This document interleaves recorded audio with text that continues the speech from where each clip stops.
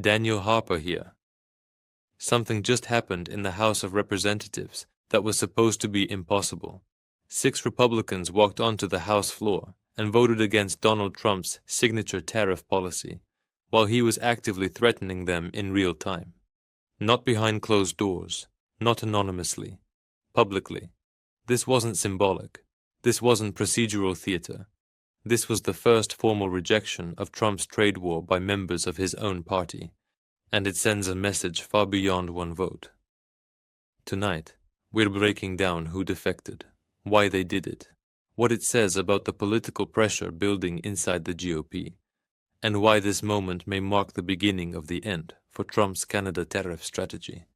If you value sharp, fact-based political analysis without the spin, hit that like button and subscribe right now, because the power dynamics inside Washington are shifting, and you need to see it happening in real time.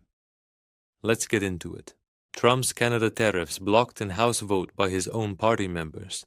6 Republicans walked onto the House floor and voted against their own president, against House leadership, against the single most important piece of Donald Trump's economic agenda. They joined Democrats to pass a resolution terminating Trump's tariffs on Canada, 2019 to 2011. That vote was not supposed to happen. House leadership had spent months blocking it. Trump posted a threat while the vote was happening. Any Republican who votes against tariffs will seriously suffer the consequences come election time, and that includes primaries. 6 Republicans voted anyway. They knew what the threat meant. They voted to end the tariffs anyway. This was not a symbolic gesture.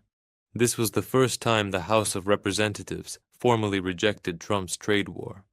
The first time Republicans broke with their president on the centerpiece of his second term.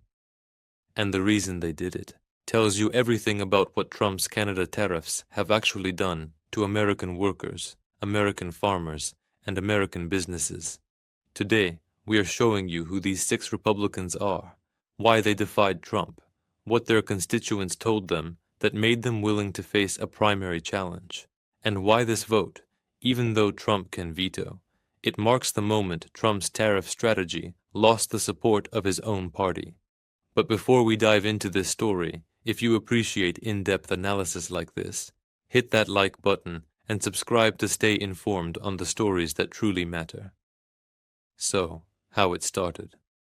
The path to Wednesday's vote began months ago. Democrats filed a privileged resolution to terminate Trump's national emergency declaration on Canada, the legal mechanism he used to impose tariffs without congressional approval. Privileged resolutions are special. Any member can force a floor vote. Leadership cannot block them. House Republican leadership saw the problem immediately. If that vote reached the floor, Republicans would be forced to choose between loyalty to Trump and the economic interests of their districts. So, leadership created a rule that blocked the House from considering any tariff termination resolutions. The rule passed, the vote was stopped, but rules expire, and when this one came up for renewal, 3 Republicans refused to extend it. Thomas Massie, Don Bacon, and Kevin Kiley voted with Democrats to kill the rule. The dam broke. Democrats immediately forced the Canada tariff vote, and 6 Republicans crossed over. Speaker Mike Johnson called the vote a fruitless exercise, said he was disappointed in the result, but Trump has veto power, and there is not a 2-3 majority to override, so it will not change policy. That framing misses the point entirely. The vote was not fruitless. It was a message from farmers, from manufacturers, from constituents who spent a year watching prices climb and export markets disappear. And it was delivered by Republicans who decided that facing a Trump primary challenge was less dangerous than facing voters who were being crushed by the tariffs. So who are these 6 who said no? Don Bacon represents Nebraska's 2nd congressional district, Omaha, agricultural country. His farmers told him the tariffs were killing them, not metaphorically, financially. Canadian retaliatory tariffs hit American agricultural products. Input costs for equipment and fertilizer climbed. Export markets closed. Bacon said tariffs have been a net negative for the economy and are a significant tax that American consumers, manufacturers, and farmers are paying. He voted to end them. Jeff Hurd represents Colorado's 3rd District, Western Colorado. Agricultural producers and manufacturers across his district told him the same story. Tariffs are not good for Colorado's 3rd District. Hurd also cited constitutional authority. Tariff power resides with Congress, not the president. He voted to restore congressional control. Dan Newhouse represents Washington's 4th District, Eastern Washington, wine country, beer producers, agricultural exporters. His statement after the vote was specific. Washington state's economy is heavily intertwined with that of our neighbors to the north. Canada is a major trading partner. Agricultural producers' input and equipment prices have continued to climb. Canada's reciprocal tariffs have harmed our state's beer, wine, and spirits industry. Newhouse argued Congress should not tie its own hands on constitutional authority to levy tariffs. He voted to reassert that authority. Thomas Massey represents Cookie's 4th District, Northern Kentucky. Massey has been the most vocal Republican opponent of Trump's tariff strategy from the beginning. He argued the tariffs are taxes on American consumers and violate constitutional principles of congressional control over trade policy. He voted against extending the rule that blocked tariff votes. Then he voted to terminate the Canada tariffs. Kevin Kiley represents California's 3rd District, Northern California suburbs, and rural areas.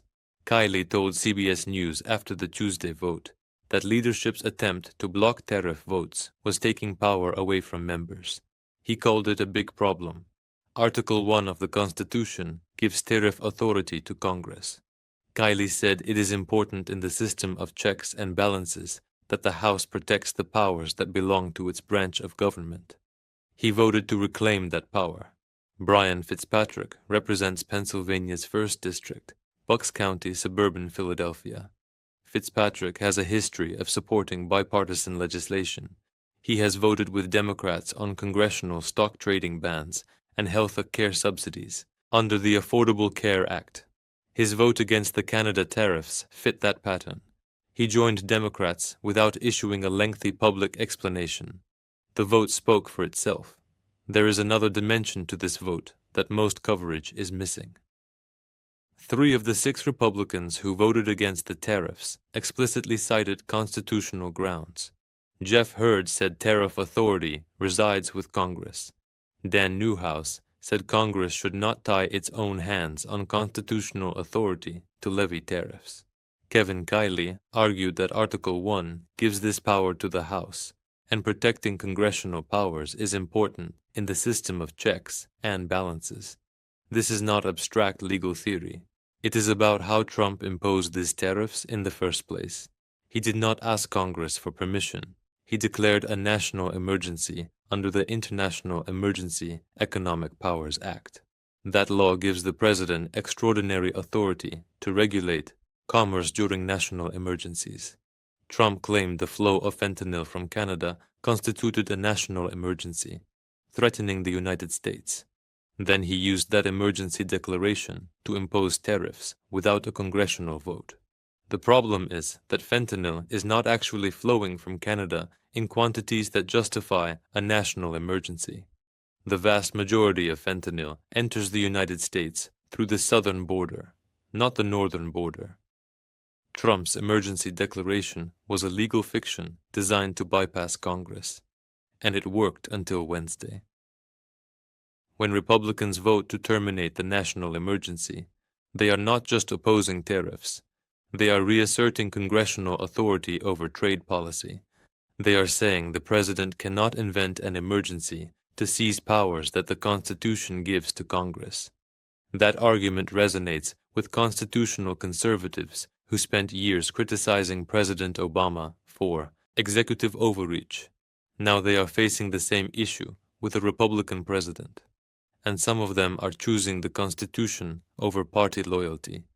The story behind these 6 votes is not only about constitutional principle, it is also about economics. Farmers, manufacturers, and business owners in these districts spent months calling their representatives with the same message. The tariffs are not working. They are not bringing jobs back. They are not protecting American industry. They are raising costs, closing export markets, and destroying businesses that depend on trade with Canada. Bacon said his constituents do not have an extra $1 to $1,700 to spare. That number came from economic analyses showing that tariffs have cost the average American family roughly $1,100 per year in higher prices. Groceries, building materials, cars. The cost increases showed up everywhere, and constituents blamed the tariffs. The Congressional Budget Office released a report showing that tariffs are expected to reduce deficits by over $3 trillion over a decade. That sounds positive until you read the next line. Companies are passing off 90% of those costs to consumers. American families are paying the tariff bill, not foreign exporters, not Canadian companies. American shoppers at American grocery stores buying American products that use Canadian inputs. Gregory Meeks, the Democrat who sponsored the resolution, said exports to Canada have fallen more than 21% since the tariffs were imposed. 21%. That is not a minor adjustment. That is billions of dollars in lost sales. American companies that sold products to Canadian buyers watched those markets disappear as Canada imposed retaliatory tariffs. Every retaliatory measure closed another revenue stream. Agricultural exporters were hit particularly hard. Canada targeted American farm products deliberately. Wheat, beef, dairy, pork, products from states that voted for Trump. The Labor Department released revised employment data showing the economy added only 15,000 jobs per month on average in 2025. The original estimates were nearly 900,000 jobs, higher before the revision.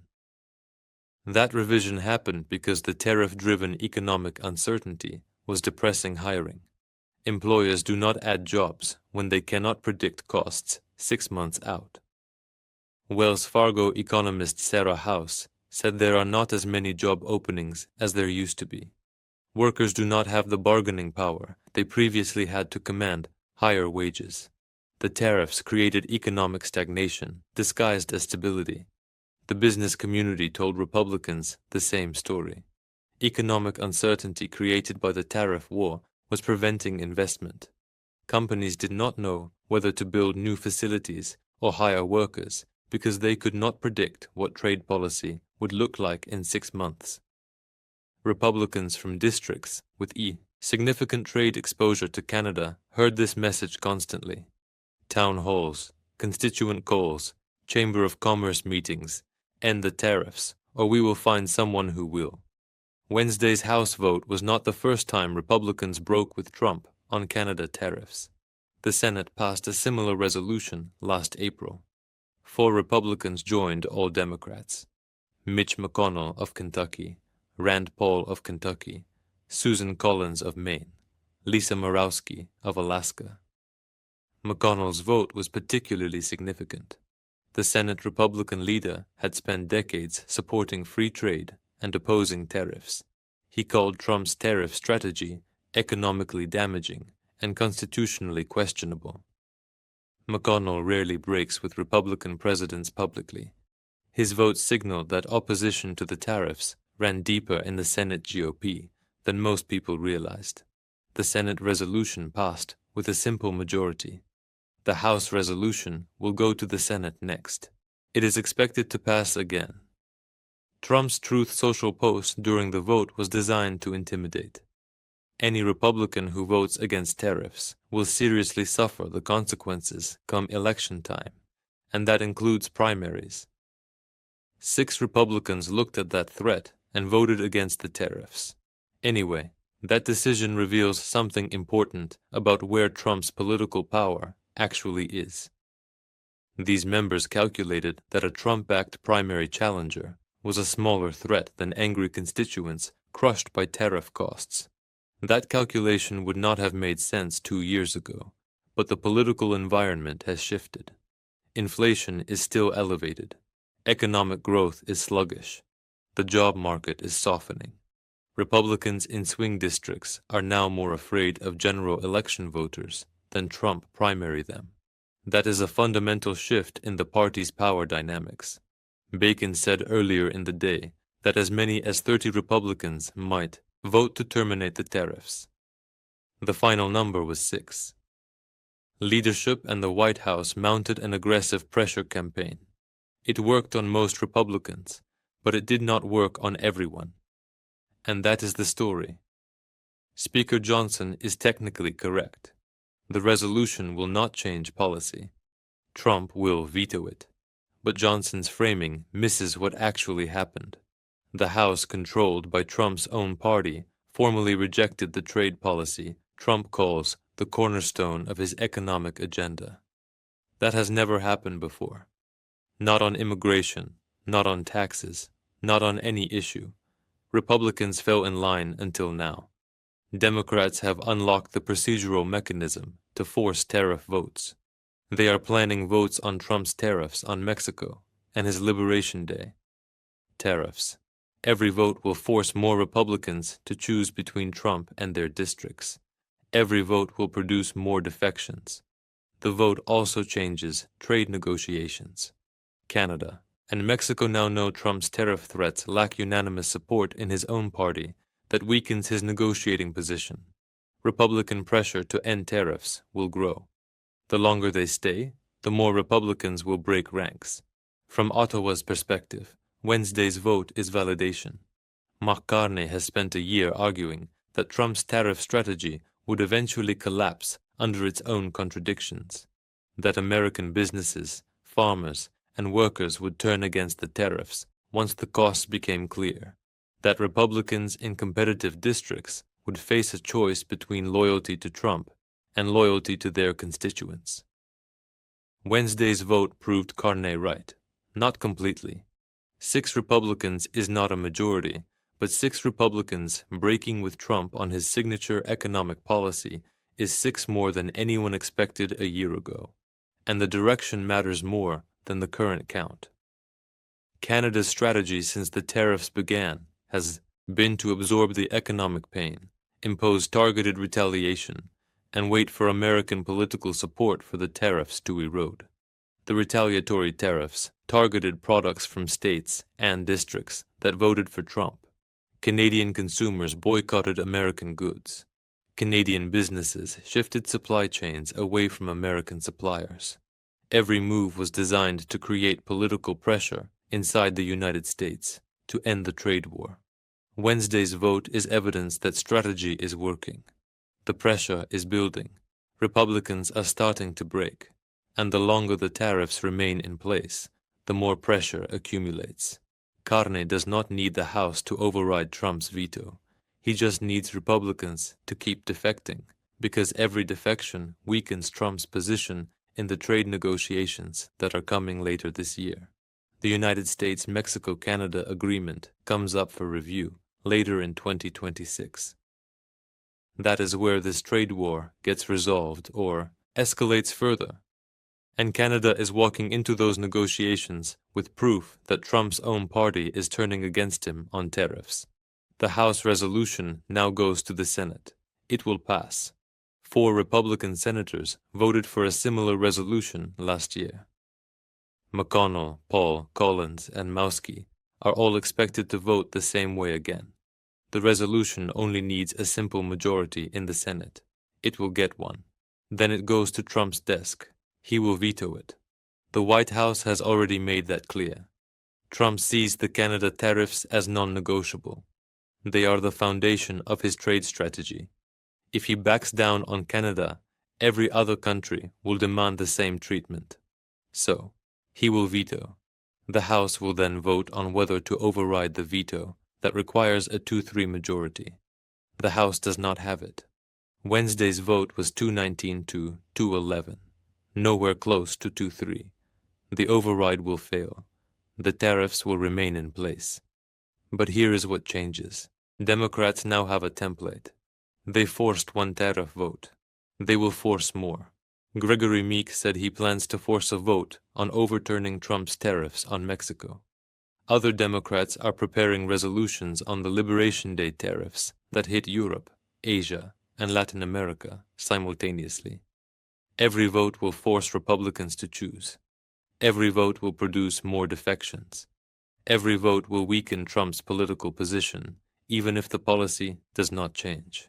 And every vote gives cover to Republicans who are facing angry constituents. They can say they tried.